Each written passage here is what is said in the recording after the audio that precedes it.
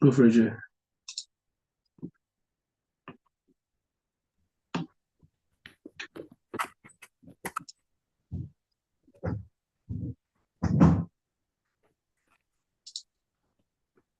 Welcome you to our Wi-Fi lunchtime service. Wherever you are watching it from, I encourage you to stay and grow with us. I quickly want to say some affirmations. I am not here. Sacred life is here, glorifying itself as me. This thing called life is conscious of itself through me and through all the units of life. This life, which is the body of the entire universe, is my mother and is also the life of me. And life supports and promotes itself as me. This one life is the awesome, intelligent, animating force that is the life of the element within which I live.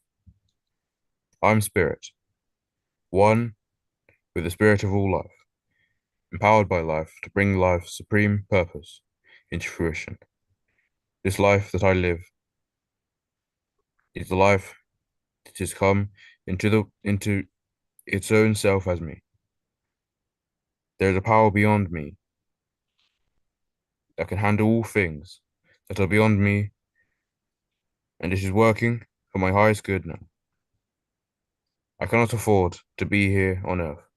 I am here for the power that brought itself here as me and constitutes my being, and for itself, what the universe needs to fulfill is here as me, and for me to accomplish it. What the universe does to itself is what is done to me. It supports itself for its own complete good, and so it does to me and through me. I am the life of the life of life that knows itself, promotes and fulfills itself.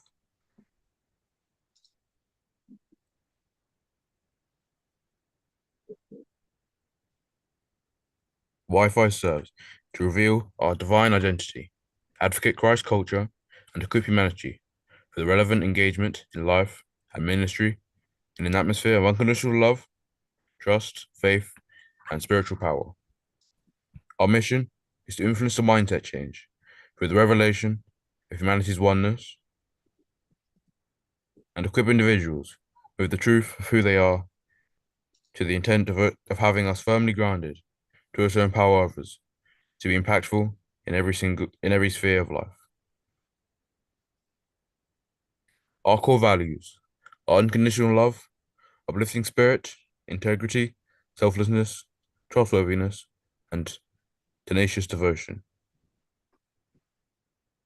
We believe that all life begins and ends within the triune Godhead, and all humanity is spiritually included in the love and life of the divine. We believe that this inclusive relationship is delivered timelessly, sustained and guaranteed by the nature of the Father who fills all things. We equally believe in the urgency to make mankind aware of the good news of their redemption from an inferior expression of life into the most attractive and abundant life possible.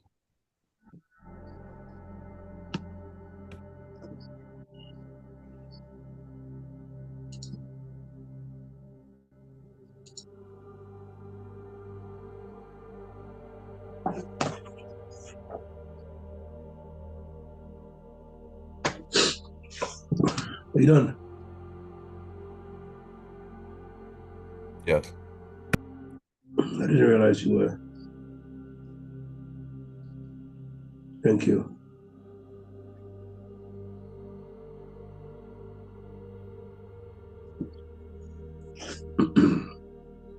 I want us to just take a brief moment.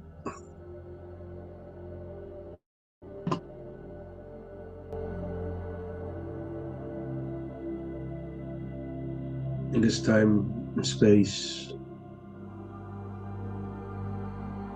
called now,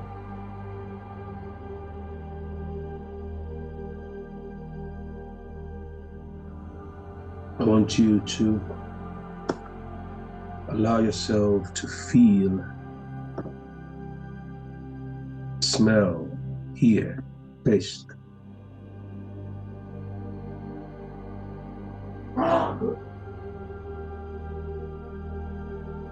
The enormous frequencies of this moment as it resonates with various sensations in your body.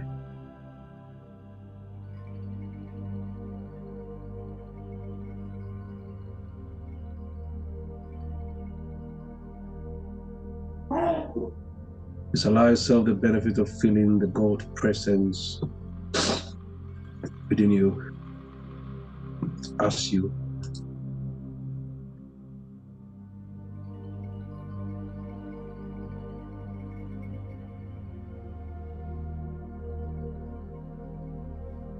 this universal givingness and this universal presence that is never an absence.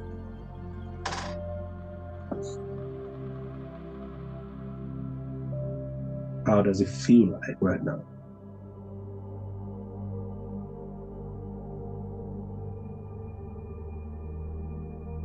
How does it look like? What color is it? How does it taste like? The psalmist said, taste and see that the Lord is good. Just allowing your senses to have first-hand experience of the life principle within you.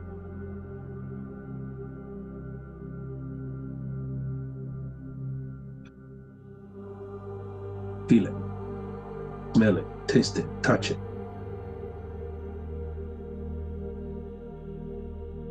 And be present.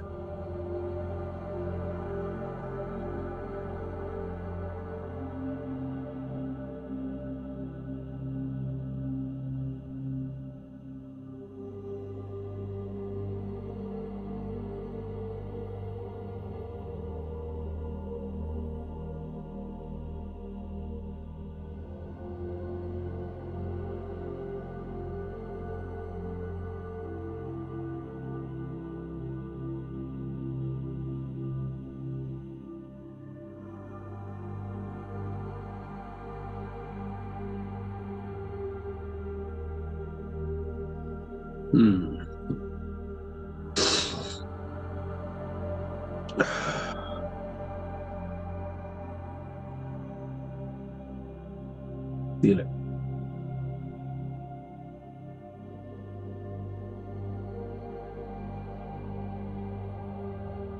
It's a saying that is finding expression through every fiber of your being. It's a saying that has made life possible for you. By truth in Him we live, we move, we have our being. And equally true is the fact that in us He lives, He moves, He has His being. In a unit never to be separated.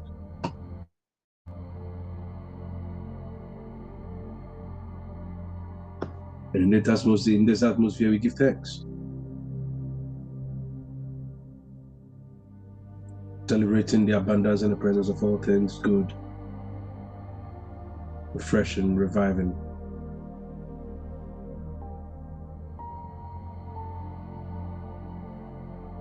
And in this environment we are empowered.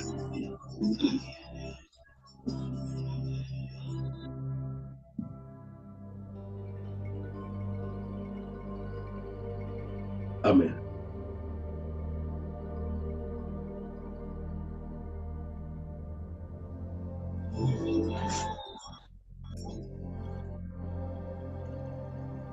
Amen.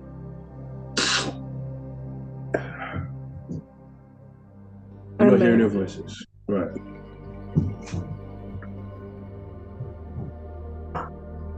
So last week we have still been in the way forward. And we began our session on the principle of community building. And we touched on the need for us to be released from the need to be understood.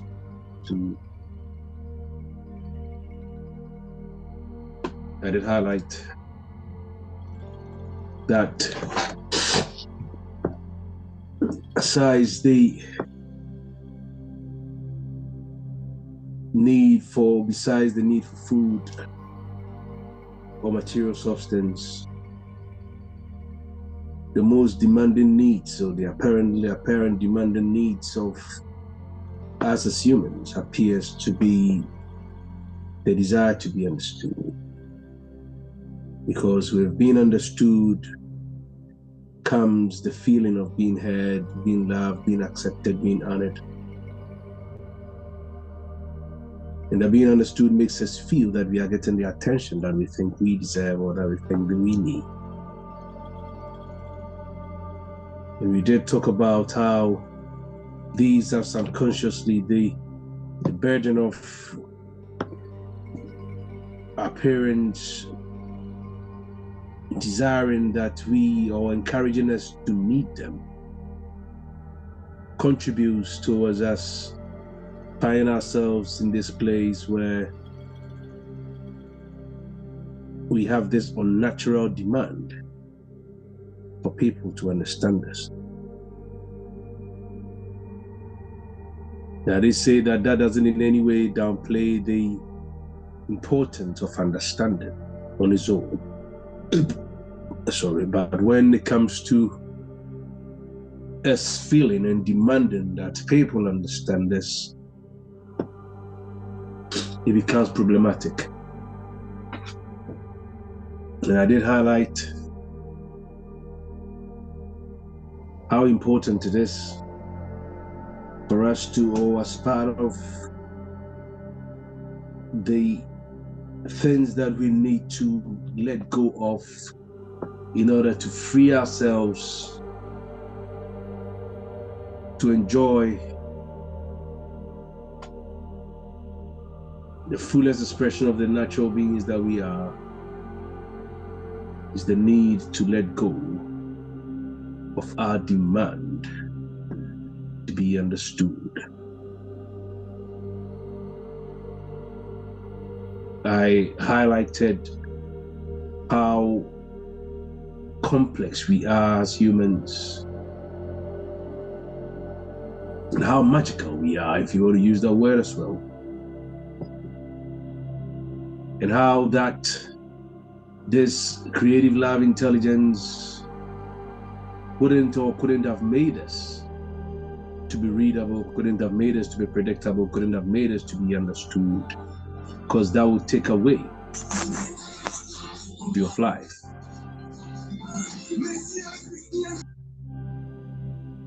That would take away the magic and the mystery of life. Because if you could predict every move, if we could predict every move of ourselves and of others, if we could predict every outcome of ourselves and of others, where will the thrill of life be? Where will the fascination of life be? Everything in nature points to the fact that we are created to be complex, we are created to be mysterious. Just wait for me 1 second. Helena, could you please check your mic, please?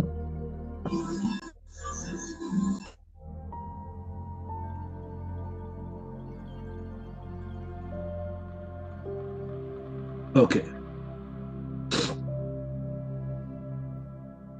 So we did talk about that, and I did indicate how, as humans, we are. Oops.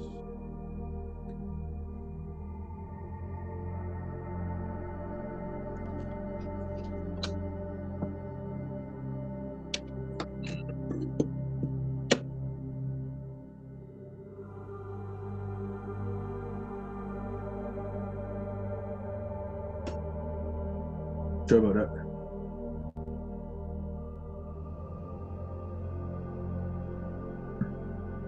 I also did highlight how even we find it challenging to understand ourselves sometimes. and yet place unnecessary demands on people to understand us when we don't understand, when we don't understand ourselves. We also brought in the fact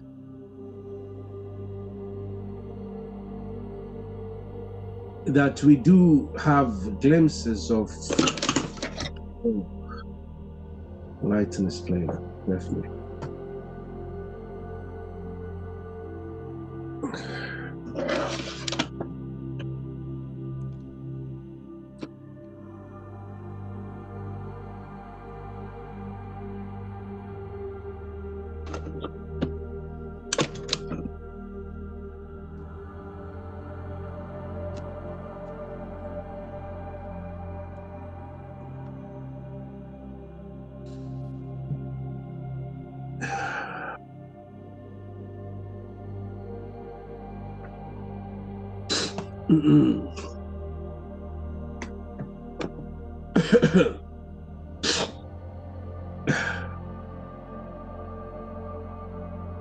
He also did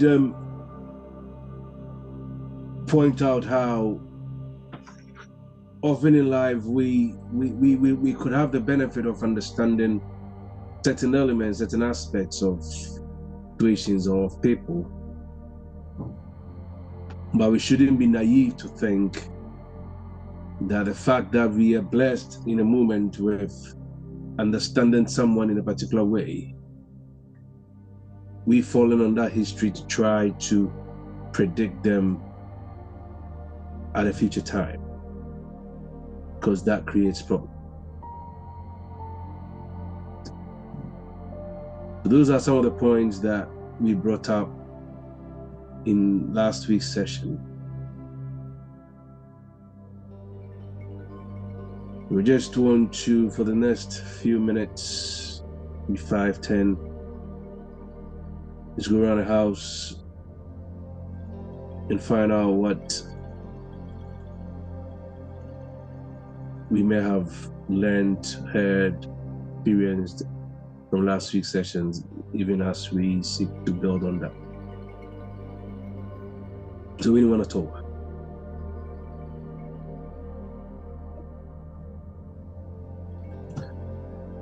What struck you last week?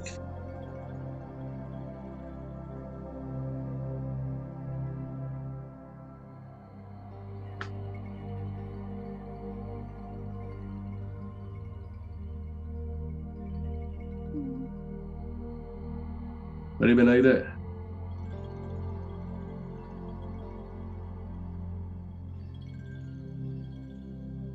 Yes, I had a call. Sorry about that. But that's all right. I'm back. You know, I was wondering if you had any take on what I was shared last week.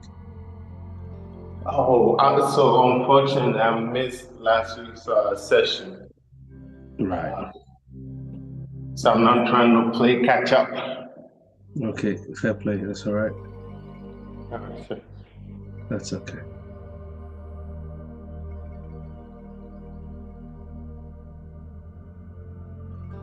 Anyone else?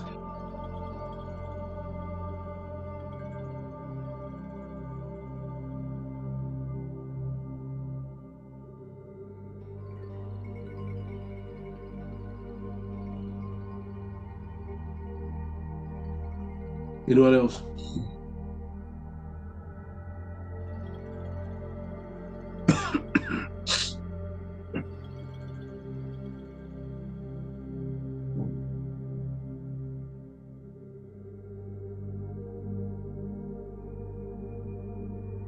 Anyone else? Emma.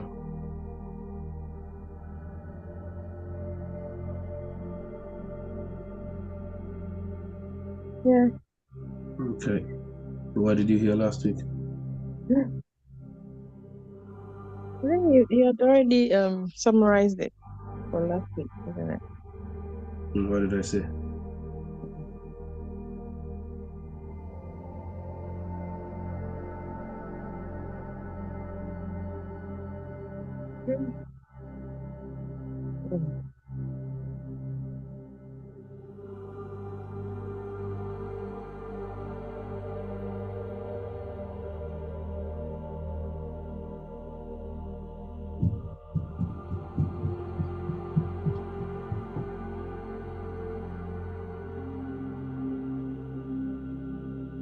Mm-hmm.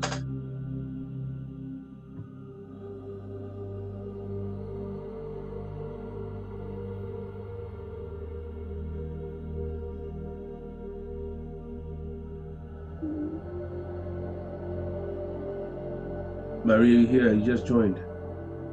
What did you remember from last week? Yeah, I did, but I don't really remember much. Sorry.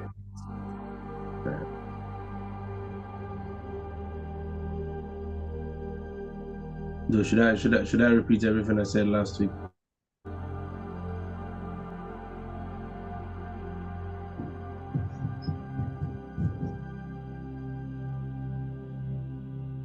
Should I?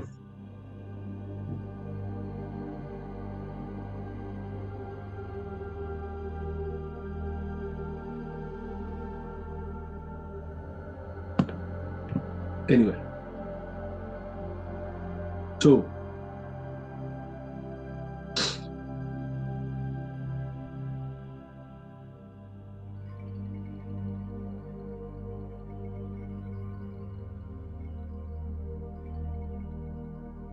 I did also say that even if folk have the blessing of displaying understanding of us, and vice versa, how can we even expect that they could find the right words each and every time to communicate that, or if not the words, the right expression, because then it goes beyond words, to communicate their understanding each and every time. And that's when I gave the example that if it's not happened to you before, it has happened to me a few times, where you try to even share thoughts with someone, and then they pick on the frequency that they are able to capture it in words that brings the point home better than you could put words enough, or was going to put words together to even say. So, because and this shouldn't come as a surprise to us, in that in each moment ahead of us,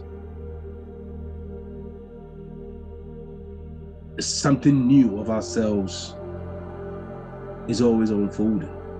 New in terms of we coming into discoveries that we had not been in the moment or the previous time. And I did give that example of the gentleman who had a safari experience and were told to recount what the experience was. And each gave their experience based on the most active or the most dominant sensory perception of that particular experience. So the one who was visually stimulated described the experience in terms of the scenery and how beautiful, how calming it was that they had experienced. The auditory guy also was enthused and thrilled by the various sounds of animals in the jungle. So each person it was the same experience, but each person had felt it and related with it differently based on which parts or which aspects of their senses they involved or was stimulated by that experience. So that is also one of the things. So it will be in what's it called, in that space, naive for the one who felt that they had an awesome time because of the smell of the forest. It would be naive to say that they haven't had an experience if they were not overly fascinated by the visuals and the scenery. See? So things like this buttress this point, or this principle that we have been, or we started looking into last week. So just as when we were looking at pain, for instance, I highlighted that in order to be free, in order to be fully free, in order to be happy, you need to release yourself of the need for an apology, the need for approval, the need for appreciation and all that. In like fashion, certain remedies of your freedom lies in you being released from the need to be understood, because that can be bondage in itself. You are too complex a being to be fully understood. That's why the psalmist looks at and he talks about the fact that you are fearfully and wonderfully made.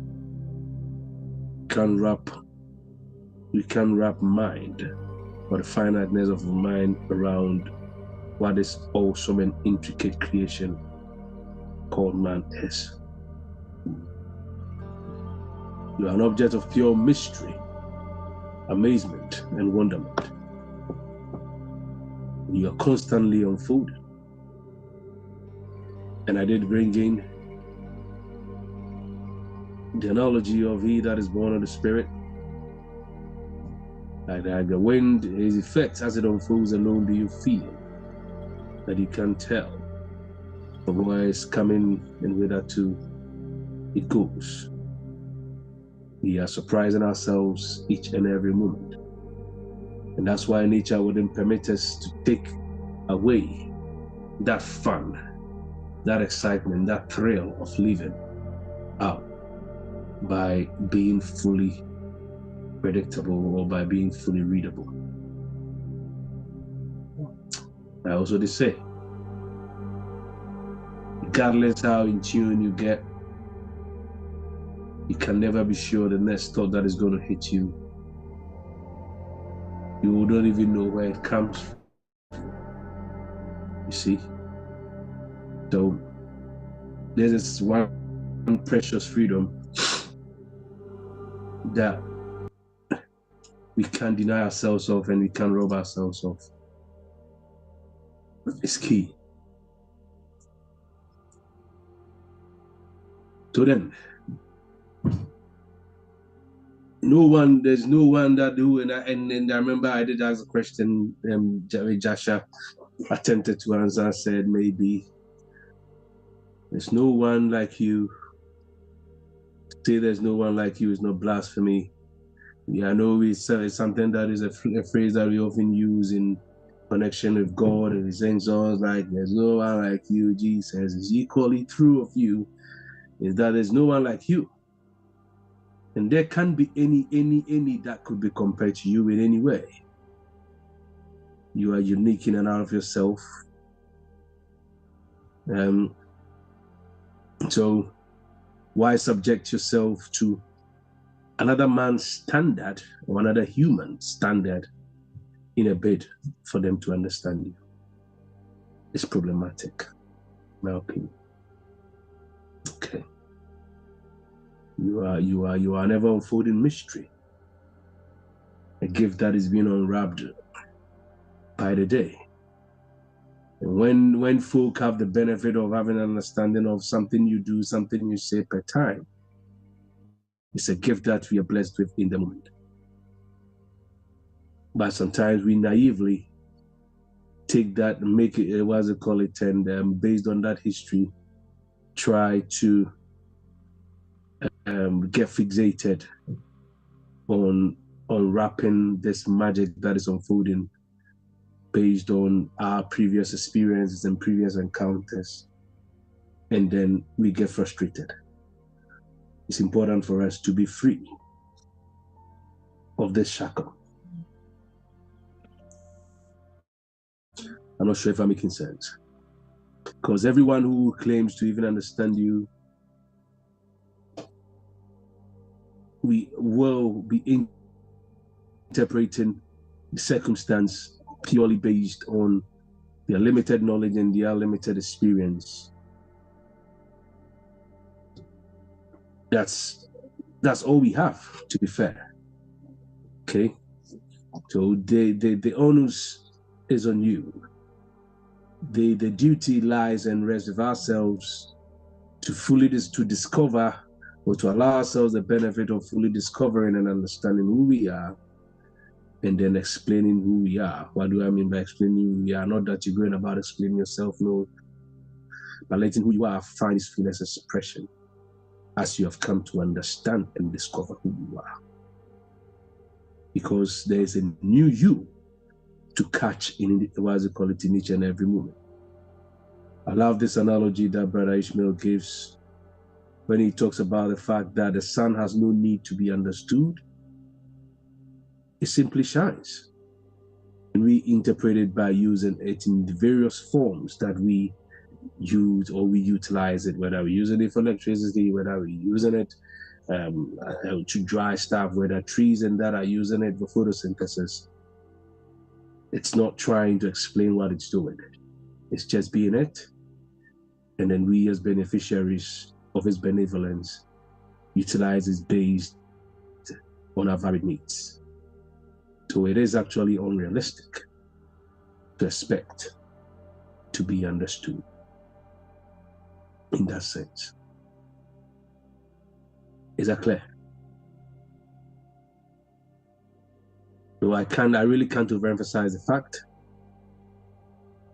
that it happened. So Paul, in understanding this, says that we see in part, we understand in part, and we prophesy in part. See? We give thanks if someone captures a glimpse of you in their understanding, and then be grateful if you have the benefit of understanding someone or something for a moment, because that is all we can ever be blessed with in that space. That's how come I'm sure I did mention that last week as well. Two people can be in a relationship for years, and all of a sudden it appears that nothing appears to be working. It appears that they don't seem to understand each other, because they had gotten accustomed to how they had individually evolved in their previous experiences. And then even when the newness of things is what was it called it, or the newness of themselves is evolving right in front of their eyes, I'm looking for the word. Their conditioning to previous experience stop them from having an appreciation of the newness that is evolving, what was called as evolving before them, and then they lose out and miss out, finding themselves time down the line that, oh, it appears I don't know this person anymore. It appears I no longer understand this person, because we were addicted to our conditioning. We never freed ourselves of that. So it's key for us to have an appreciation in this space. We're made up of over 46 chromosomes, which carry generations of genes. See? And the life pattern of a generation may pop up at any one time in a person's life. And there's no means of predicting what is going to show up in a human per time. There's absolutely no means of predicting. Yes, we can make exaggerated assumptions, but we can never know. And that's the beauty of it, because we are created as mysterious beings. The mystery is to make yourself understood, if even for a moment, and not be tied to a demand to be understood. I'm not sure if that statement is clear.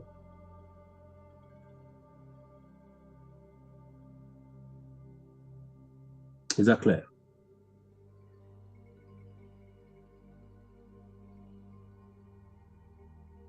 Hello? Is anyone here?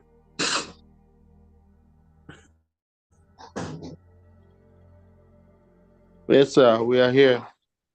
Okay. No, you are here, but I don't know. I don't know about the others. I'm here. Okay. So, in fact, let me ask this question.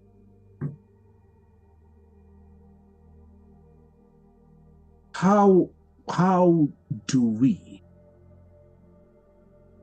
express ourselves without expectation of another understanding us, or without placing the burden of understanding on the other?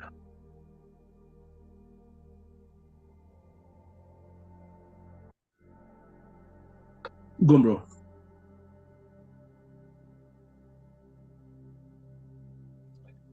With if I understand, being able to express ourselves without forcing it. If you are speaking from the truth, and it all depends on the level of awakeness that your audience are on. Um, Everything is vibration, everything is energy, right? So those that message are meant for, even the Bible says, those that have ears hear, knowing that sometimes the message will be given and it's not everybody that will capture it. It's not everybody that the message is meant for. So then you as the messenger, you tend not to not worry yourself so much about um, making sure they understand. Then it becomes like you are doubting yourself in the first place, or either you are trying to be a control freak that you want, whether they like it or not, they have to understand me. If you are speaking from your truth and where you are coming from is from the source, the true source, people that are in alignment with the message will receive it. And sometimes the message is not meant for everybody. Thank you.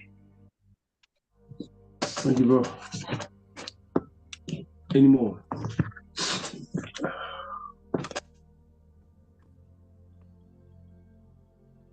Oh, and to add on to it, there's this Bible verse that said, you were fed on milk when we're children. Mm-hmm. So sometimes you have to gauge your audience and know how much of solid food you can give. I'm speaking in figuratively, right? How much of Yeah. a solid food you can give your audience if they are now growing teeth and they cannot bite into, what's it called, chows. They cannot bite in pork ribs. You just give them the porridge for now till they get to that awakening level. Thank you. Any more?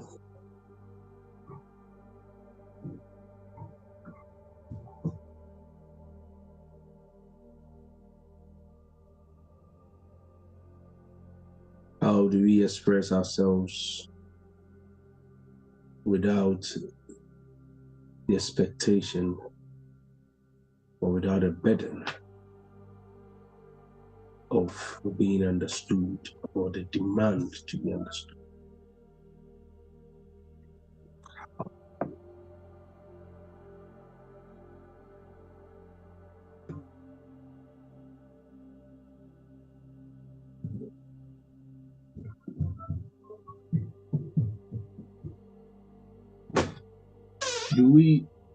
Do we agree, or would we agree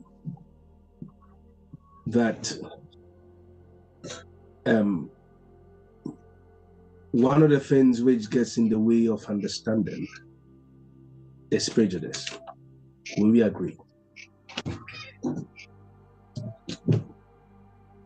Yes. Okay. Why is that? And yeah, why and how does our prejudices get in the way of understanding?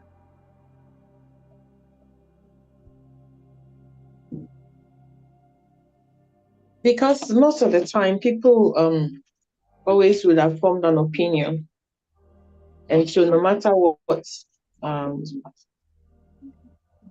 you say, or they are interpreting it in their own from their own perception or perspective, or how what they already have prior to regarding whatever you're discussing. Yeah. So prejudice is a blocker, isn't it? Is that what we're saying? Yes. Is it equally true that we also sometimes, getting ourselves across, we also come from our own prejudices? Yes, everybody does. I think everybody does, yes. So how do we utilize this, or how do we take advantage of this, or how do we get around this, knowing well that? So I want to make this clear. What I'm saying is not, or what I'm not saying is not that understanding isn't important. Okay, it's key. You're get understanding. Solomon says it's key. Without it, we cannot even be intelligent. But we are looking at where it becomes a burden. That is where we are. That is what we are trying to explore. Where it becomes a burden, and that someone can go nuts because somebody feel that they are not being heard, they feel that they are not being understood, and it just messes with them. That is what we're looking at. Okay. How do we get around our prejudices, knowing well that it gets in the way of understanding?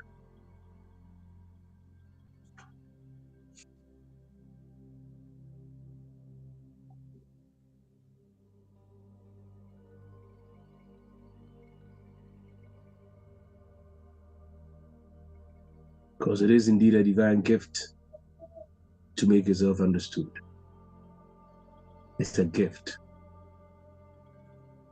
If you're able to be in a space with someone and know well that, okay, you've had a certain level of understanding, or you've achieved or attained a certain level of understanding, it's bliss. Do we agree?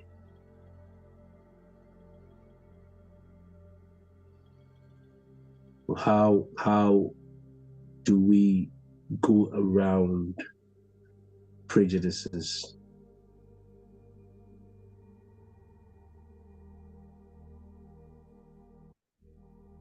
Yeah, go on, bro.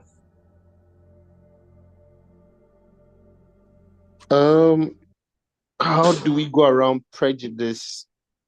Prejudice is an ego thing, right? To my understanding, you let your ego set in, which makes you feel like you are superior or someone is lower or all that. So the first thing is coming to the realization or the awareness that you have that biases, or you are conscious of that biases. That's one step.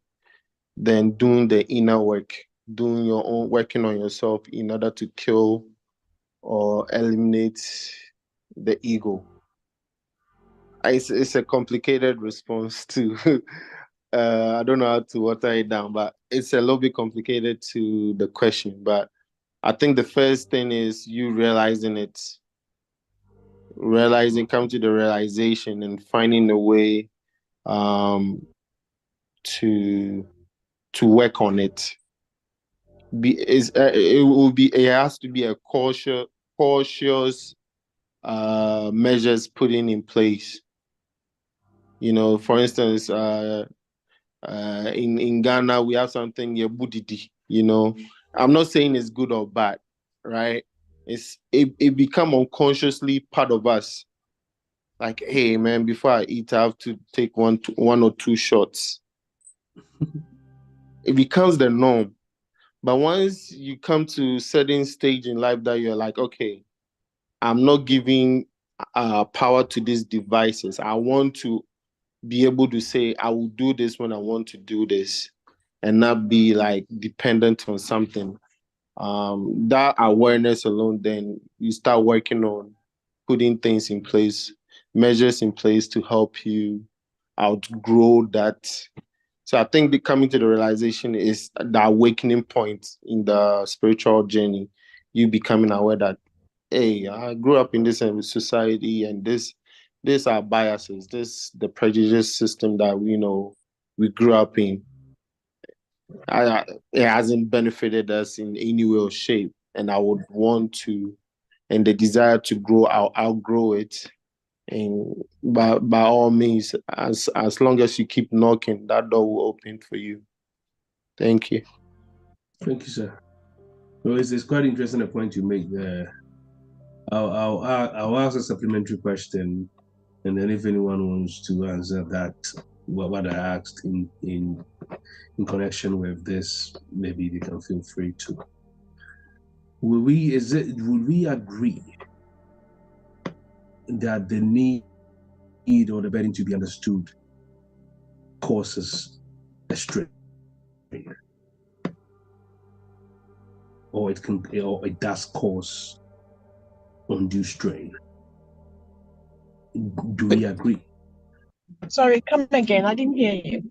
Okay, so what I'm trying to say is, would we agree that the need or the demand to be understood causes strain?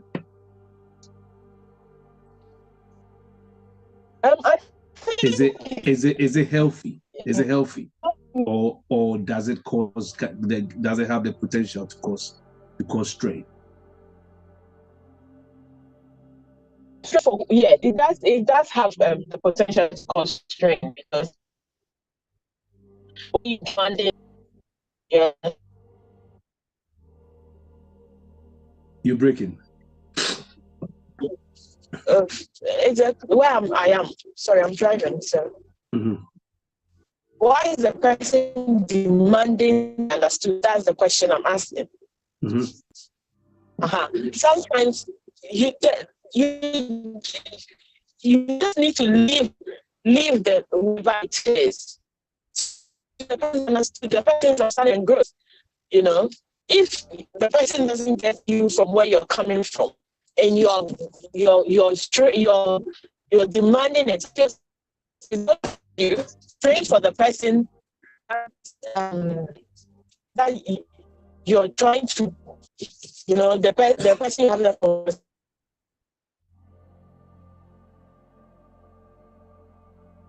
Oh, you're making an interesting point there, but I think we're losing you.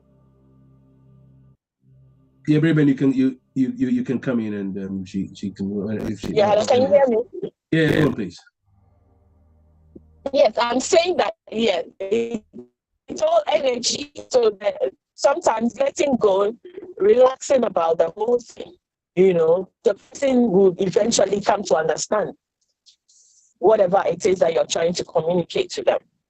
So nobody teaches. I think nobody teaches anyone anything. People come to that realization. If you tell them they agree, they already know what you're asking. They already, in their spirit, they know what you're talking about. You understand? Yeah.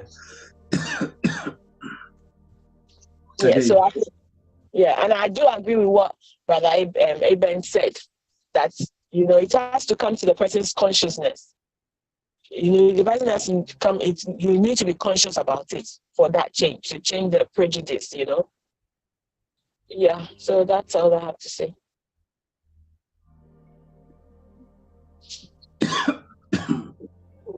Baby, your hand was up earlier on. Sorry. Oh yes, she's making a wonderful point. I think it's part of what I was about to say, that demanding first and foremost shouldn't be of us demanding it from someone else. if you are demanding, then it should be directed towards us. That's the only way we can improve. That's the only way whatever message that you try to put out can be absorbed by your audience. That is where you start asking your questions like, was I monotone? How can I improve? Because at the end of the day, we create our world, our perception, what we see, our interpretation is from our end to what we see. So if in your head or you perceive it as I'm hitting like a brick wall trying to get to this person, then that means you have to take a step back and get to the drawing board and figure out what is the missing piece. Is it your message? Is it how you deliver it? Is it your tonation? Is it that you are not, captivating enough for your audience? But it all has to be in a space where it comes like a second nature to you. I'm not saying you look at Tony Robinson and those motivational speakers and you are trying overnight. You also have to tailor it around your style. So then it's a pointer to the individual as to you need to work or improve on certain things. Instead of you projecting it onto the others, you have to point it back to you as to, okay, this is what I'm realizing. What can I work on? Because if you ask yourself, what can I work on, then that's a beginner. That's the key to the door. But if you get to that victim mentality as to, they don't like me, why is it only me that when I stand on the pulpit and preach, they don't receive it, then you're selling yourself short. So then you coming to the realization is a first pointer to you as to, you realize it because it means something to you.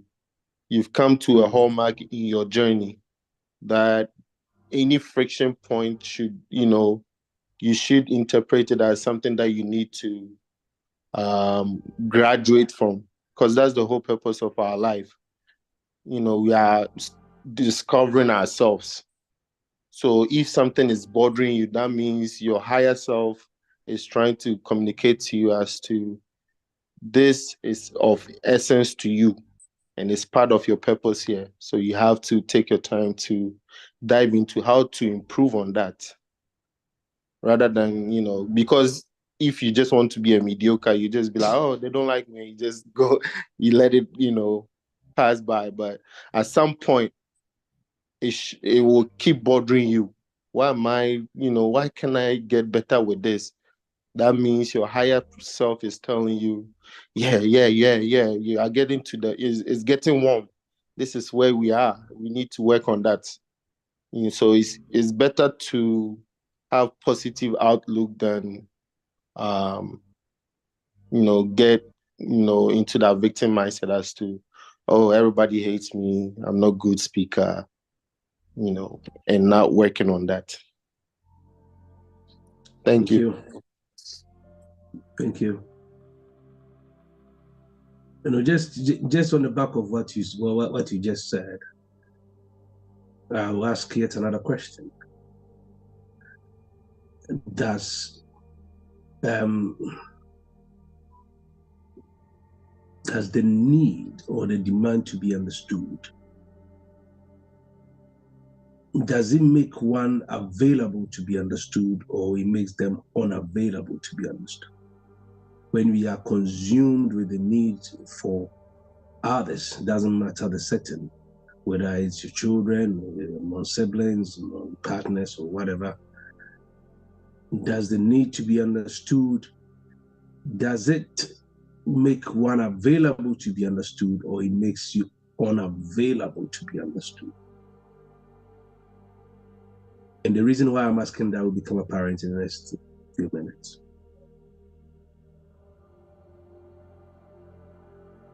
When you are demanding to be understood, does it make you available to be understood, or it blocks you from being understood?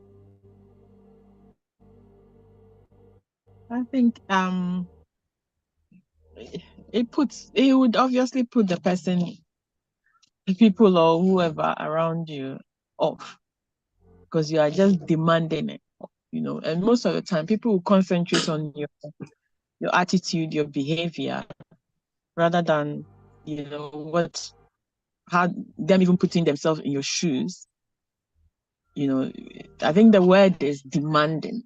You can't demand anybody to understand you. That's the truth. So it puts people off, because just as we're saying, it's energy. So it would definitely be an energy that people don't like. So it kind of puts a block there.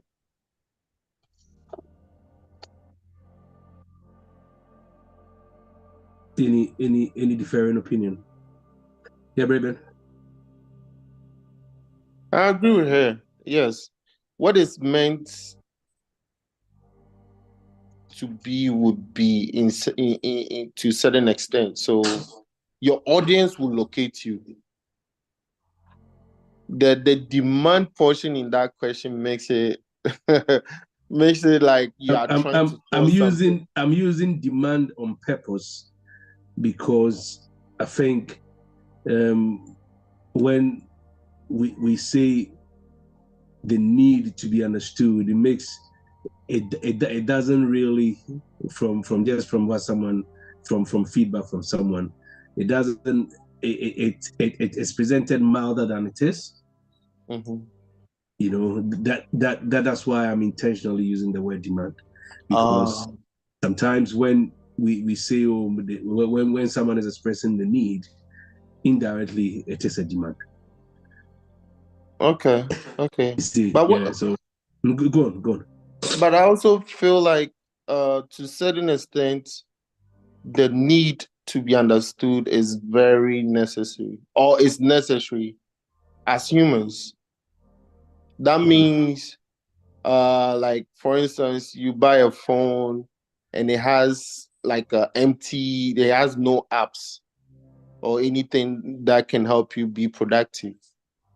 Then you come to the realization that, man, I need an alarm, app set, downloaded on your phone.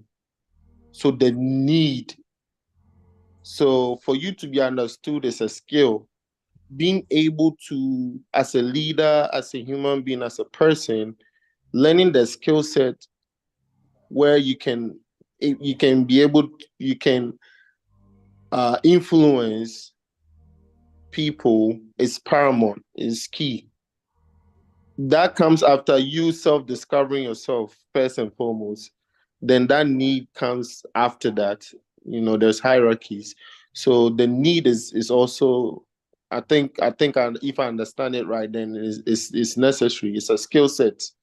Like you learning the skills to drive in order to make life easier for you.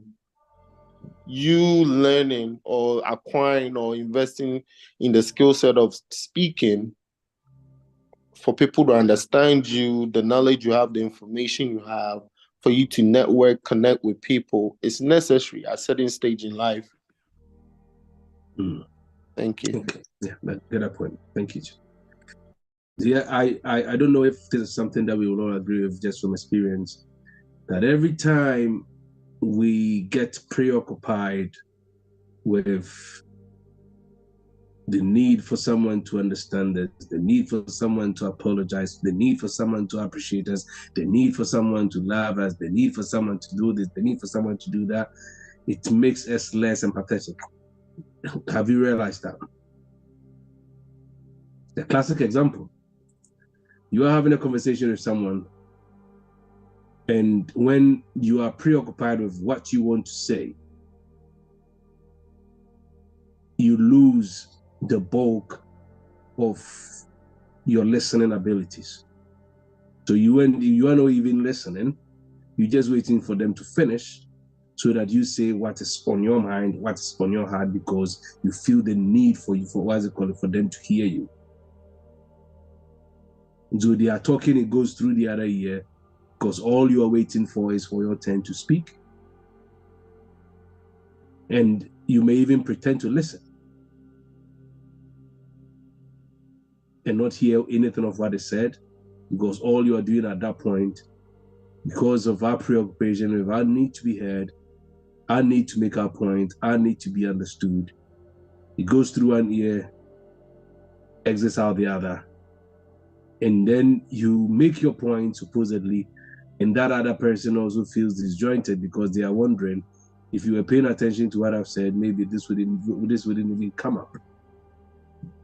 I'm not sure if we have had those experiences, and I have come to identify that is one of the things, that is one of the primary drives, that is one of the primary needs that creates such situations where, because we are preoccupied or we feeling that we're not being heard, all I'm doing is, okay, you are going to have to understand me. You are going to have to hear me. So I'm just waiting for you to finish so that I also tell you my peace of mind. And then nothing gets in, and it just becomes back, forth. I say this humorously, and I know that it's humorous, but at the same time, it's something that I have worked with for years, that no conversation rises above the first 5 minutes of the temperature of his first, of his first 5 minutes. So if after 5 minutes, there's no root to it, but it's just, a yardstick that I put there myself based on experience. If you haven't had the level of understanding required in the first 5 minutes, forget about it and come back to it again, because it's just going to be draining and a waste of time. But some people don't get that. They would rather tussle it out for 1 hour in a bit to try to get understanding. But meanwhile, it's not really getting anywhere.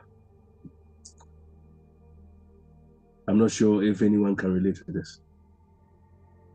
How many times have you been in a conversation with someone and all you are waiting is for your turn to speak, and never everything that you're saying doesn't even it's coming through.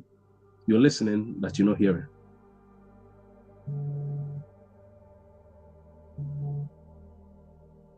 Can anyone relate?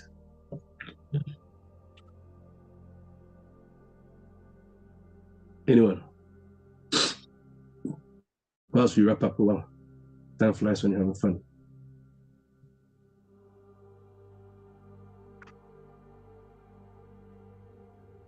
Anyone? Amma, you were shaking your head there. I'm not sure if you had a rebuttal. No.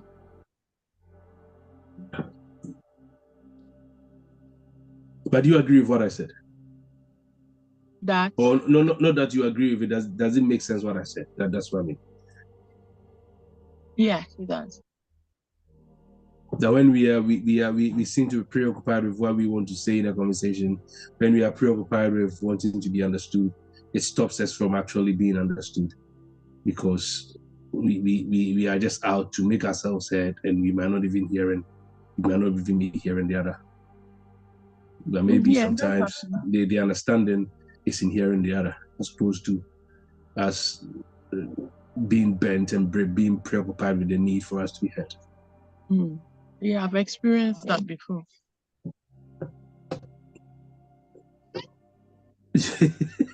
You've experienced that before. Why did you experience that?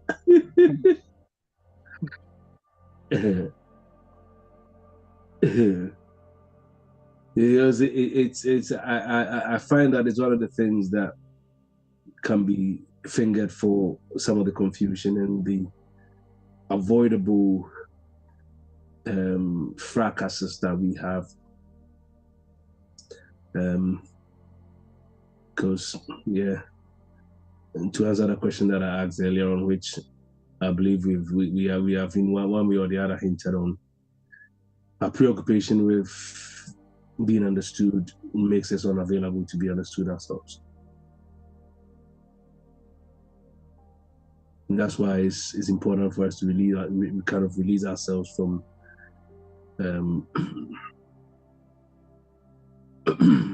from the burden of that need. And consider it a blessing if we are able to present in a way that makes sense to whoever our audience is, being it a partner, a child, a colleague, whatever. We will do our energy work on this principle next week. Has anyone got anything more to say to this, or any question before we wrap up?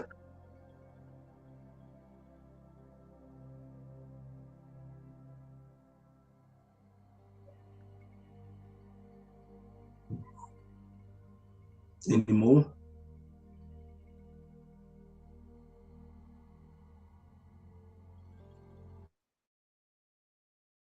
Okay.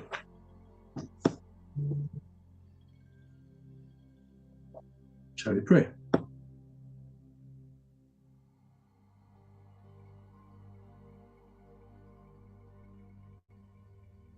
I want us to just begin to let your mind free, and let your heart ponder on as many things that you want to find or you want to express gratitude for.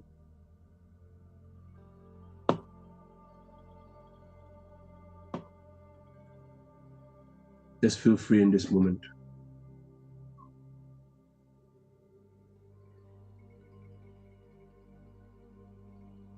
And let gratitude rise in you.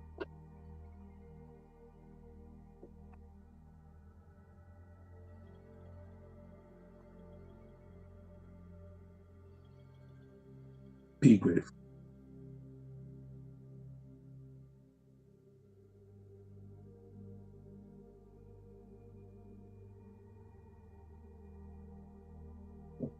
Just go for it.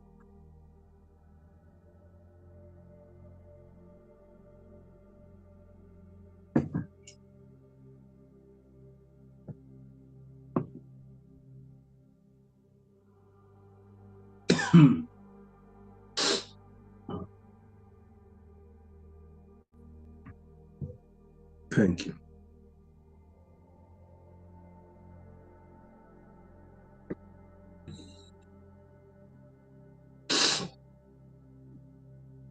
Thank you.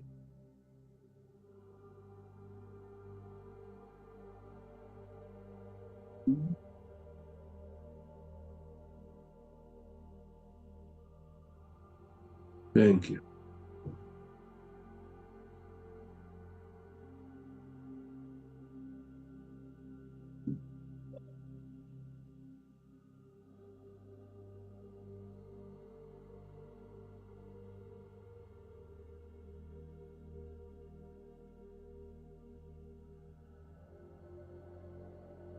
This week, one of the things that's been on my heart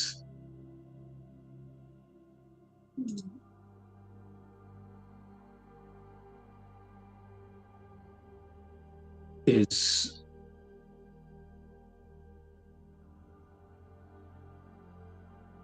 releasing ourselves to be absorbed in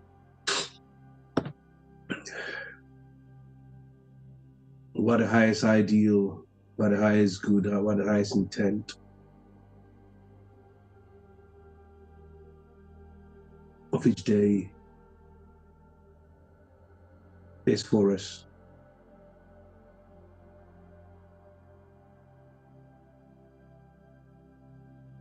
I'm one of those who accept that an intention is a directed, what's it called, impulse of consciousness that contains the seed of everything that we aim and desire to create.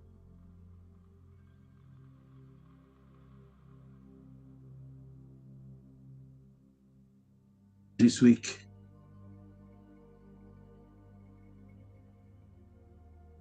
want you to think on these things.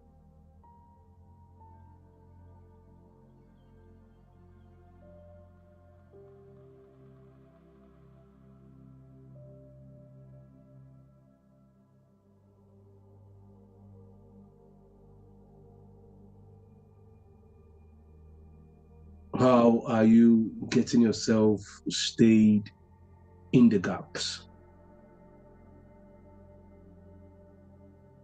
What am I referring to here as the gaps? In a space where your mind is bombarded with activities, bombarded with inner dialogues, the concerns and the burdens that we have.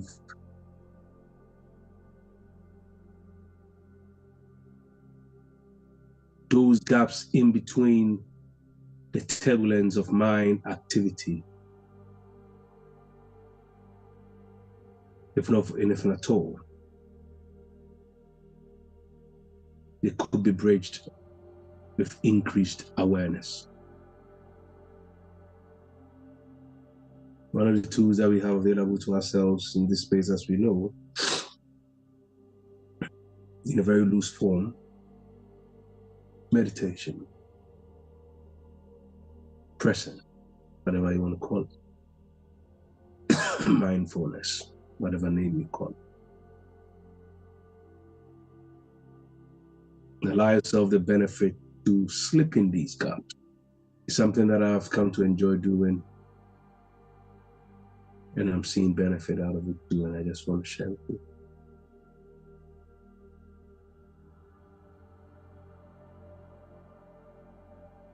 And as restful awareness becomes your possession this week,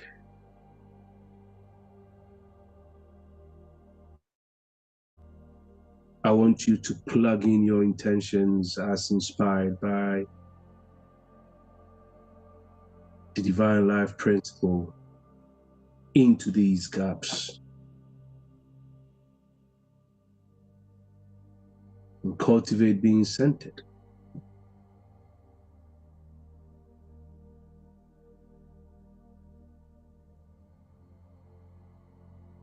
And staying sensitive, it was centered, which will help you to neutralize the influences of others, or that is of other people's doubts, their fears and criticisms and the like.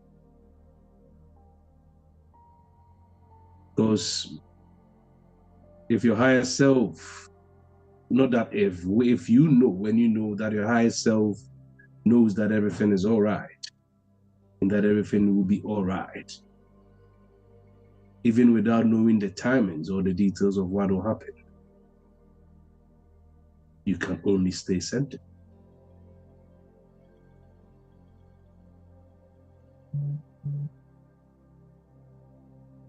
And then knowing that the universe has got you,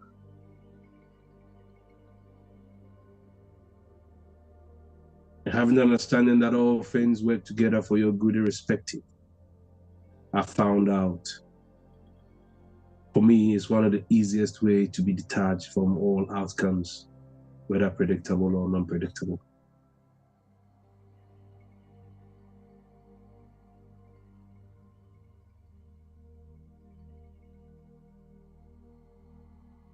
Relax and let go,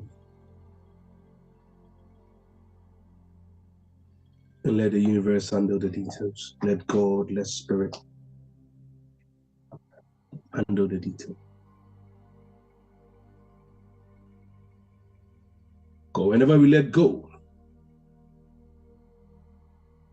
what we are doing is we are releasing whatever we are letting go into the fertile ground of pure potentiality, and they will doubtless blossom and bloom. May your mind find this place of fruitfulness, pure and absolute rest.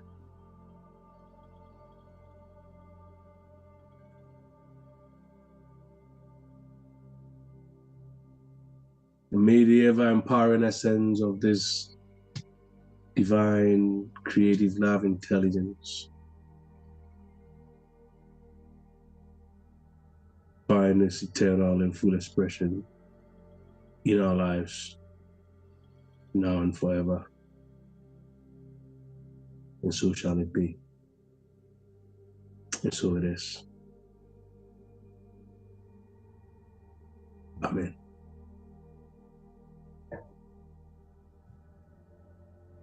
Amen. Shalom and life to us. Bye-bye. Bye. Bye.